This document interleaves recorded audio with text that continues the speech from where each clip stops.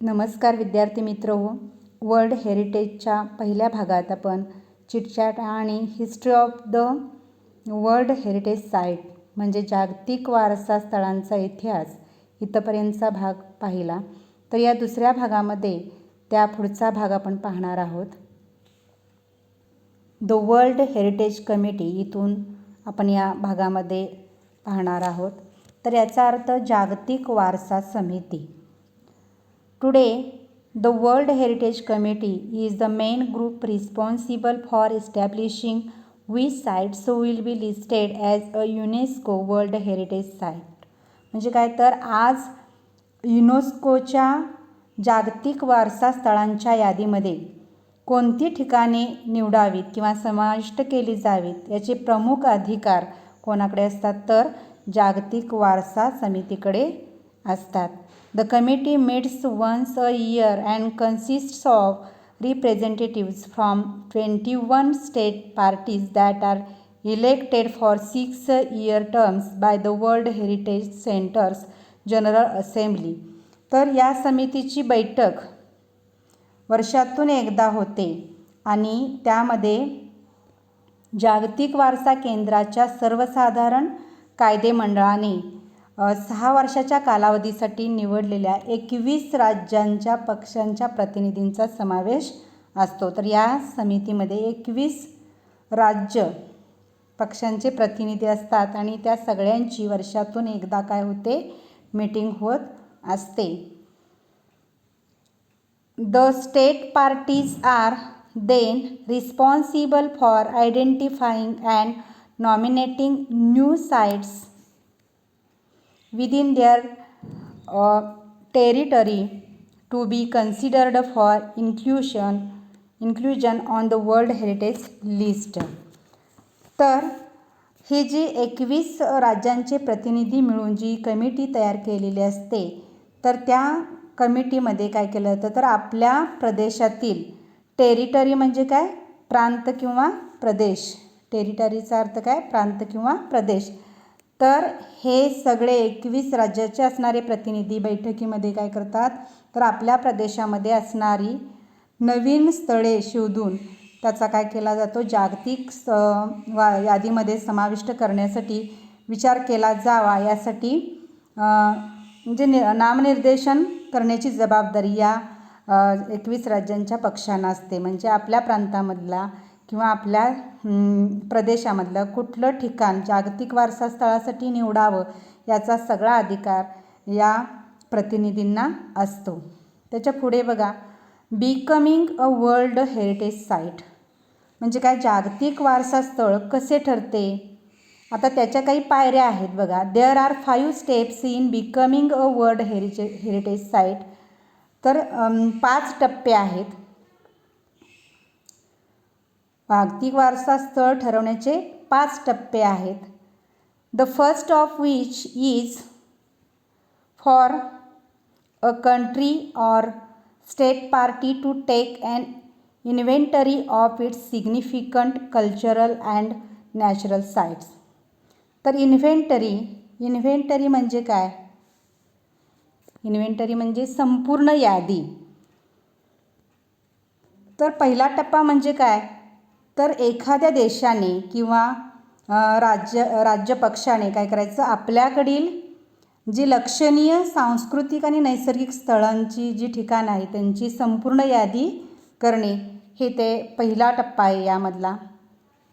This is called the tentative list and it is important because nominations to be to the World Heritage List will not be considered unless the nominated site was first included on the tentative list. तर tentative म्हणजे काय तर प्रायोगिक किंवा तात्पुरती यादी. तर काय केलं जातं सांस्कृतिक म्हणजे प्रत्येक देशानं किंवा राज्यानं आपल्याकडे असणारी जी लक्षणीय सांस्कृतिक आणि नैसर्गिक स्थळांची संपूर्ण यादी करणे हा पहिला टप्पा झाला. त्या यादीला काय म्हटलेलं आहे टेंटेटिव्ह लिस्ट म्हणजे तात्पुरती यादी किंवा प्रायोगिक यादी. आणि ही यादी अतिशय महत्त्वाची असते. कारण का तर या नामांकित स्थळांचा जर या यादीमध्ये समावेश नसेल, या प्रायोगिक किंवा तात्पुरत्या यादीमध्ये जर समावेश केलेला नसेल तर जागतिक वारसा यादीसाठीच्या नामांकनामध्ये तिचा विचार केला जात नाही. त्यासाठी त्या स्थळांचा या यादीमध्ये विचार करणं गरजेचं असतं. Next, countries are then able to select sites from their tentative lists to be included on a nomination file. त्यानंतर काय करायचं आहे, प्रत्येक देश आपल्या प्रायोगिक यादीतून नामांकन फायलीमध्ये समाविष्ट करण्यासाठी काही स्थळे निवडतो. म्हणजे प्रत्येक प्रांताला किंवा तो देशाला तो अधिकार आहे. म्हणजे कुठल्या ठिकाणांचा या यादीमध्ये समावेश करायचा फाईलमध्ये ते निवडण्याचा अधिकार त्यांना असतो. द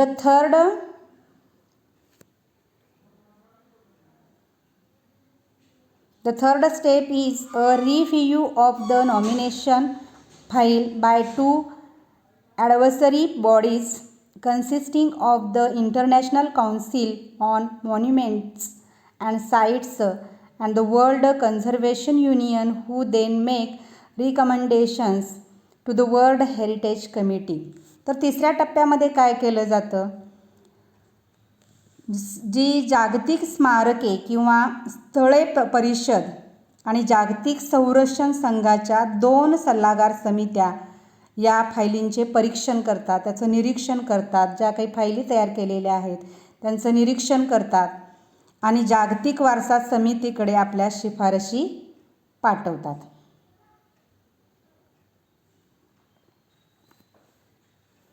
रिकमेंडेशन्स म्हणजेच काय, सजेशन्स किंवा त्याला काय म्हटलेलं आहे बघा, प्रपोजल्स. म्हणजे काय तर शिफारशी. तर अशा प्रकारे काय केलं जातं, त्या फायलींचं परीक्षण केलं जातं आणि जागतिक वारसा समितीकडं काय केलं जातं, शिफारशी पाठवल्या जातात. The world heritage committee meets once a year to review this recommendations and decide which sites will be added to the World Heritage List. म्हणजे एकदा का या फायली तयार झाल्यानंतर जागतिक वारसा समिती काय करते, वर्षातून आपली एक वार्षिक बैठकीमध्ये या शिफारशींचं अवलोकन करते. आणि बघा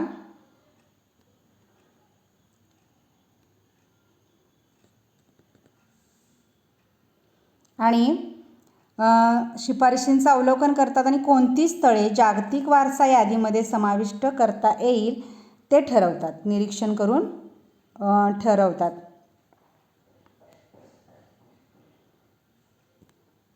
the final step is in becoming a world heritage site is determining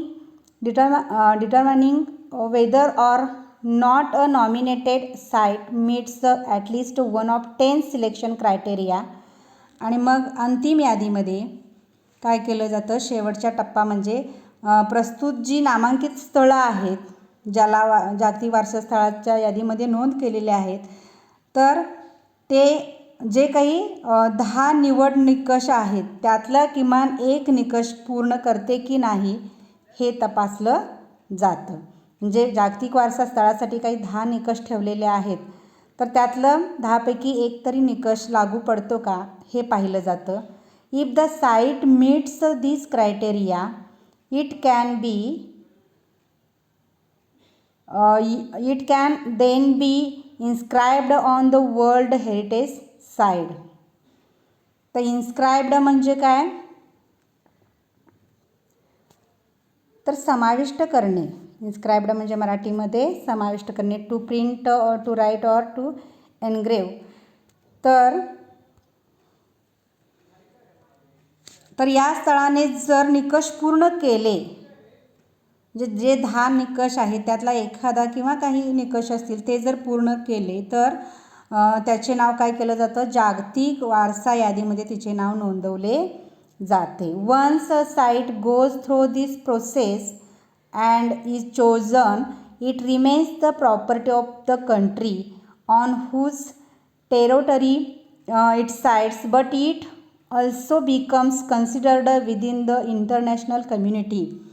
तर एकदा का हे एखादे स्थान किंवा एखादा प्रांत संपूर्ण प्रक्रियेतून निवडून गेल्यानंतर काय केलं जातं, तर ज्या भागात तो भाग आहे, तो प्रांत आहे, जागतिक वारसा म्हणून निवडला गेला आहे, तो त्या देशाची मालमत्ता म्हणजे असतेच, परंतु म्हणजे मालमत्ता समजली जाते, परंतु आंतरराष्ट्रीय समुदायाचा सुद्धा एक महत्त्वाचा भाग म्हणून तो प्रांत ओळखला जातो.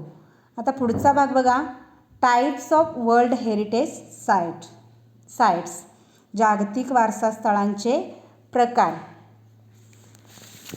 As of 2009, there are 819 World Heritage Sites that are located in 148 countries. Map. तर सन 2009 पर्यंत जी गणना केली गेली त्यामध्ये 148 देशांमध्ये, आता मॅप म्हणलेला आहे बघा कंसात, म्हणजे नकाशात जी 148 देश दाखवले त्या 148 देशामध्ये एकूण किती स्थळं जागतिक वारसा स्थळे होती, तर 890 इतकी जागतिक वारसा स्थळे होती. 689 of these sites are cultural and include places like Sydney Opera House in Australia and the historic centre of Vienna in Austria. बघा, तर त्यामध्ये ज्यात म्हणजे जे 890 वार्षिक जागतिक स्थळे होते त्यातील 689 स्थळे काय आहेत, सांस्कृतिक आहेत, ज्यात ऑस्ट्रेलियातील सिडनीमध्ये असलेले ओपेरा हाऊस आणि ऑस्ट्रेलियातील व्हिएन्ना येथील ऐतिहासिक केंद्र हिस्टॉरिक सेंटर याचा समावेश होतो. 176 are natural and feature such locations as the US Yellowstone and Grand Canyon National Park. तर 176 ठिकाणे ही नैसर्गिक आहेत, उदाहरणार्थ अमेरिकेतील येलोस्टोन आणि ग्रँड कॅनन नॅशनल पार्क ही 2 ठिकाणं आहेत बघा. 25 of the world heritage sites are considered mixed. तर जवळजवळ 25 ही ठिकाणे संमिश्र आहेत, म्हणजे दोन्हीही वैशिष्ट्य त्यामध्ये दिसतात. उदाहरणार्थ काय बनलेलं बघा, natural and cultural Peru's Machu Picchu is one of this. तर संमिश्र असलेलं एक उदाहरण म्हणजे काय सांगितलं आहे, पेरू येथील असलेले पेरूचे माचू पिचू हे एक त्यापैकी ठिकाण आहे जे संमिश्र ठिकाण आहे, natural and cultural. Italy has the highest number of world heritage sites with 44. तर इटलीमध्ये सर्वाधिक म्हणजे 44 जागतिक वारसा स्थळे आहेत.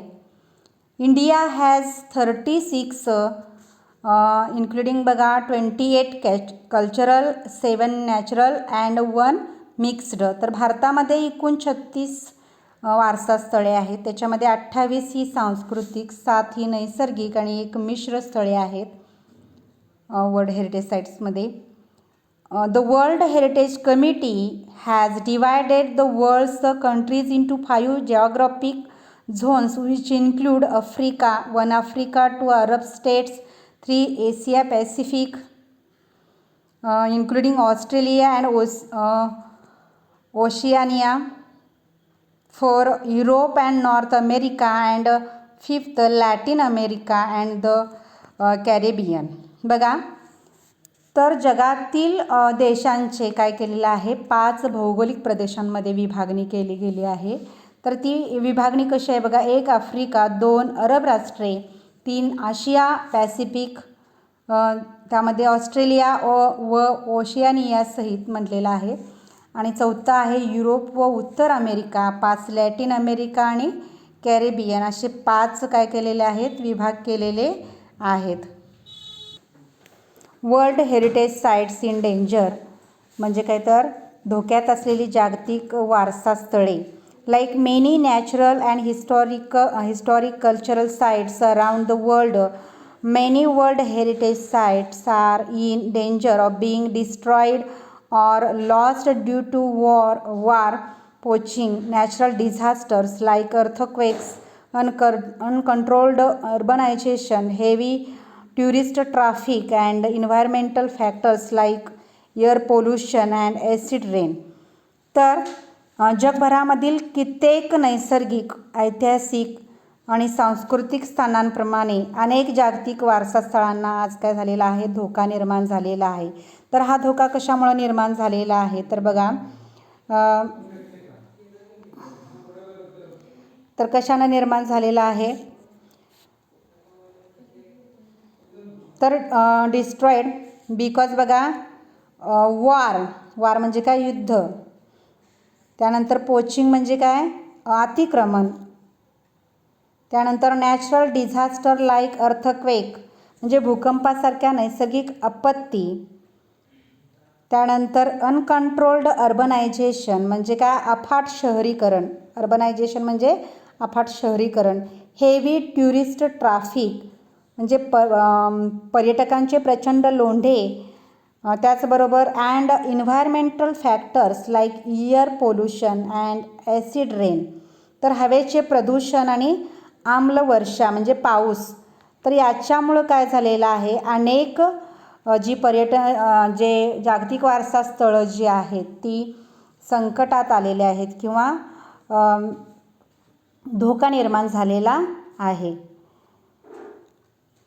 World Heritage sites that are in danger are inscribed on a separate list of World Heritage sites in danger, which allows the World Heritage Committee to allocate resources from the World Heritage Fund to that site. तर ॲलोकेट म्हणजे काय, ॲलोकेट म्हणजे सोडून देणे, नेमून देणे किंवा assign म्हटलेलं आहे बघा या ठिकाणी. तर काय केलं जातं आहे, म्हणजे जे काही धोक्यामध्ये असणारी जागतिक वारसा स्थळे आहेत तर त्या स्थळांची काय केली जाते, जी धोक्यात असलेली जागतिक वारसा स्थळे नावाच्या स्वतंत्र यादीमध्ये त्याची नावं नोंदवली जातात आणि जागतिक वारसा समिती निधीतून अशा स्थळांना काय केलं जातं, विशेष संसाधने पुरवली जातात. म्हणजे जे काही आर्थिक मदत जी आहे ती फंडातून त्यांना पुरवली जाते. In addition different plans are put into place to protect and or to restore the site. त्याशिवाय काय केलं जातं, तर या स्थळांचे संरक्षण आणि जीर्णोद्धार म्हणजे त्याची जडणघडण किंवा जे काही दुरुस्ती असतील ते करण्यासाठी अनेक उपाययोजना केल्या जातात. If, however, a site loses the characteristics which allowed for it to be originally included on the World Heritage list, the World Heritage Committee can choose to delete the site from the list. तरी देखील जर एखादं स्थळ ज्या लक्षणीय कारणामुळं किंवा ज्या वैशिष्ट्यामुळं जागतिक वारसा यादीमध्ये समाविष्ट केले होते ते वैशिष्ट्य जर नष्ट झालं तर जागतिक वारसा समिती काय करू शकते, तर ते नाव यादीतून वगळू शकते किंवा डिलीट करू शकते, घालवू शकते. To learn more about world heritage sites visit the world heritage centre's website at www.unesco.org. जर तुम्हाला या जागतिक वारसा स्थळाविषयी अधिक माहिती मिळवायची असेल तर तुम्ही काय करू शकता, जी काही केंद्राची लिंक आहे त्या संकेतस्थळाला तुम्ही काय करू शकता, भेट देऊ शकता. तर अशा प्रकारे आपण या धड्यामध्ये जागतिक वारसा स्थळे, त्याचा इतिहास किंवा त्याची असणारी समिती, त्यानंतर म्हणजे एखादं ठिकाण जागतिक वारसा स्थळ म्हणून कसं त्याची निवड केली जाते, अशा प्रकारे जे धोक्यामध्ये असणारी जागतिक वारसा स्थळे म्हणजे स्थळांचे प्रकार, त्याबरोबर धोक्यात असलेली जागतिक वारसा स्थळे, अशा अनेक घटकांचा अभ्यास आपण या ठिकाणी केलेला आहे. आपण या ठिकाणी थांबूया. धन्यवाद.